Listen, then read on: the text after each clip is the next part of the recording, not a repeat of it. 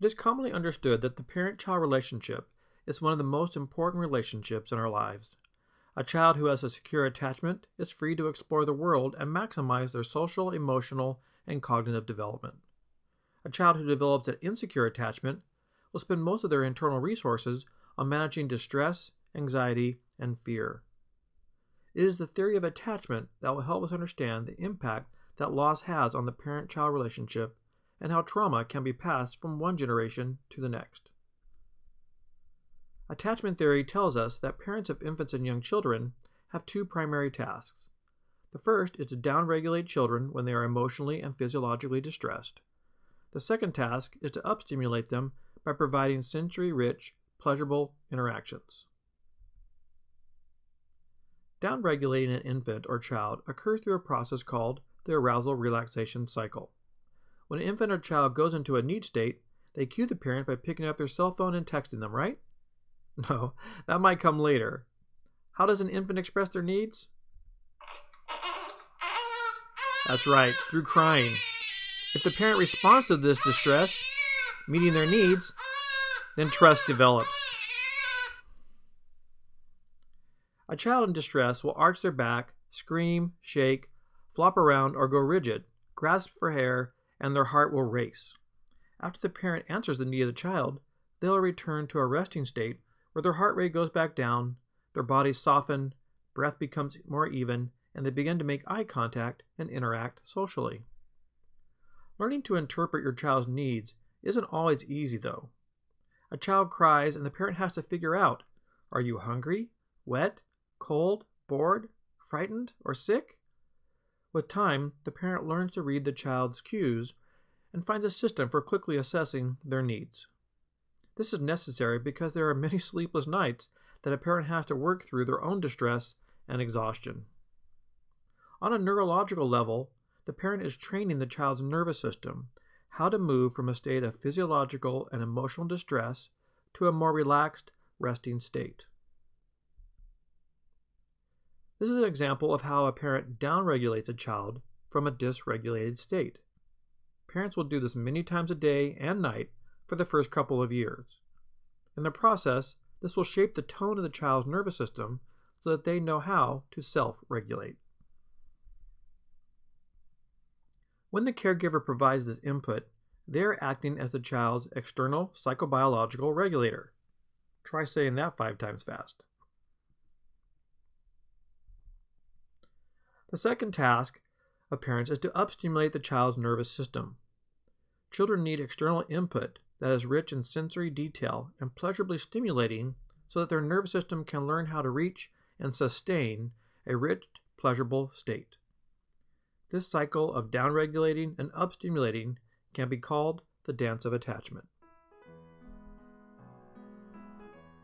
In the disrupted cycle, the infant child goes into a distressed state and will express a need, and if the caregiver doesn't meet that need, responds in anger, or is inconsistent, this leaves the child in a prolonged period of dysregulation. The consequence for the infant child is a feeling of mistrust of caregivers and the world, and a nervous system that never fully develops.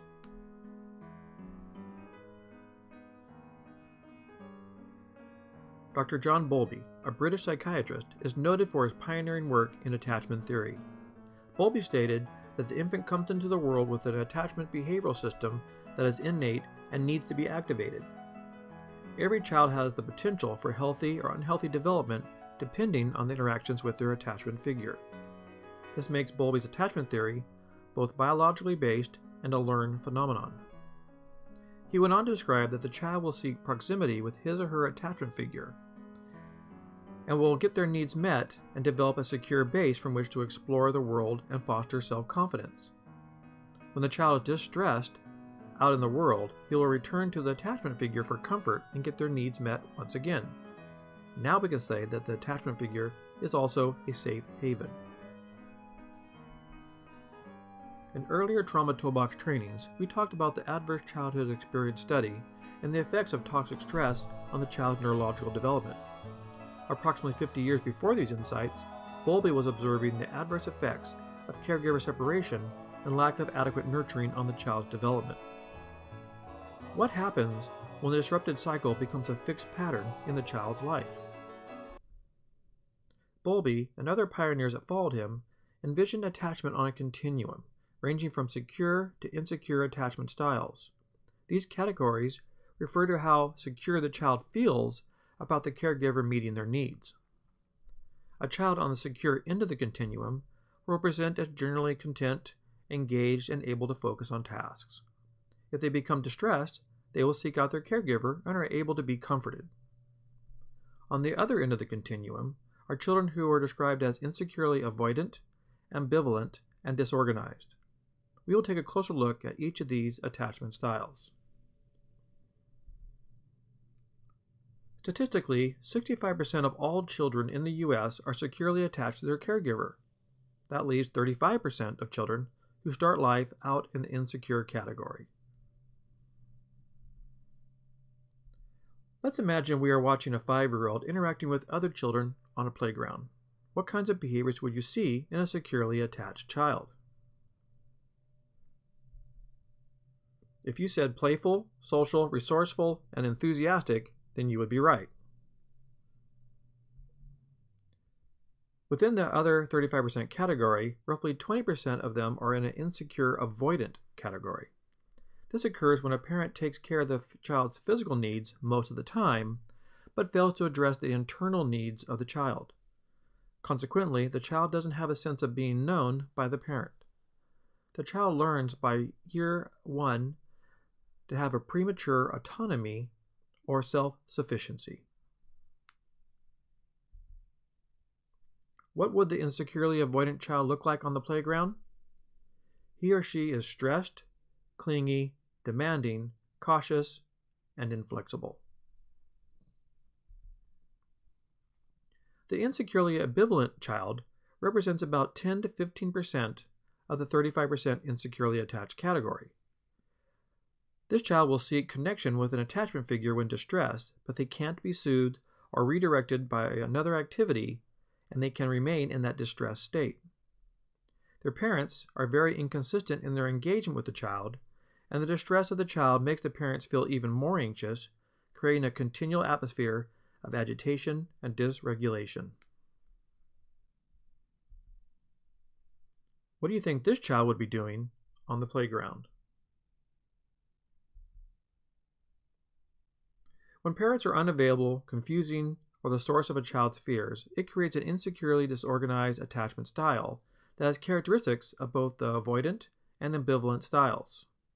The child experiences a drive to attach to their attachment figure, engaging in one area of the nervous system, while at the same time, that attachment figure is setting off an older, more primitive fight or flight system, causing a collapse in the type of organized strategy to get their needs met. What would this child look like on the playground?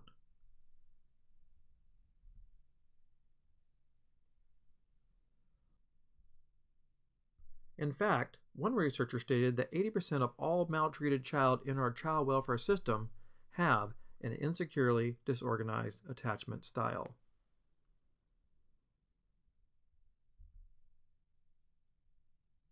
Another concept from Bowlby's attachment theory is the internal working model. It is internal because it refers to the model that we have deep within our minds about how to trust and relate to others. It is working because it can change over time and because it is being used every day in our human relationships. Daniel Siegel, a popular neuropsychiatrist and author of several books on attachment, states that our attachment history becomes part of our sensory-based memories, which can exist outside of our explicit memories. Therefore, the models we follow for relating to others is often implicit and unconscious. How would a secure or insecurely attached child complete these sentences? I am, caregivers are, the world is.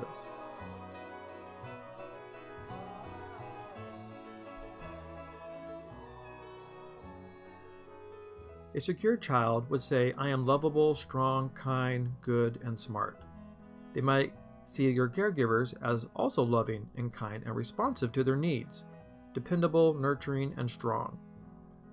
Consequently, the world will be a safe, exciting, fun, and interesting place. An ambivalent or anxious child might feel bad about themselves, think that they are damaged goods, stupid, or not as good as other people. Their caregivers are often unpredictable, stressed, overwhelming, or angry towards them. Consequently, the world is very scary, unsafe, chaotic, and stressful. An avoidant child would feel that I am nothing, I am worthless, or I am unlovable. Their caregivers would be non-responsive, detached, uncaring, cold, and hostile towards them. Consequently, the world would be a very painful, scary, dark, hopeless, and isolating place. The disorganized attached child would feel confused, often frozen in their feelings, act out violently, be internally disorganized, and feel helpless. Their caregivers would be non-responsive, sadistic, uncaring, hurtful, or hostile. Consequently, the world would be a very painful, cruel, unjust, confusing, scary, and hard place to live.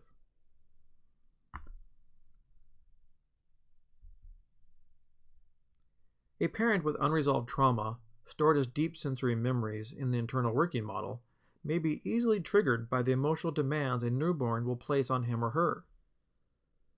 Their own unresolved trauma will produce a biochemical stress response that will be overwhelming to the infant and result in an insecure attachment style. Without interventions, this insecurely attached child will become an insecurely attached adult who has insecure romantic relationships and creates an insecure attachment relationship with their own infants. This is how trauma is transmitted from one generation to the next. Interventions can take place at any time in a person's life. The best time, of course, is early in life, but if that is not the case, we can still help adults with their painful adverse histories. The parent is always the one leading the dance of attachment, but we can teach them new steps. Dr. Daniel Siegel states, as children develop, their brains mirror their parents' brain. In other words, the parent's own growth and development, or lack of those, impact the child's brain. As parents become more aware and emotionally healthy, their children reap the rewards and move towards health as well.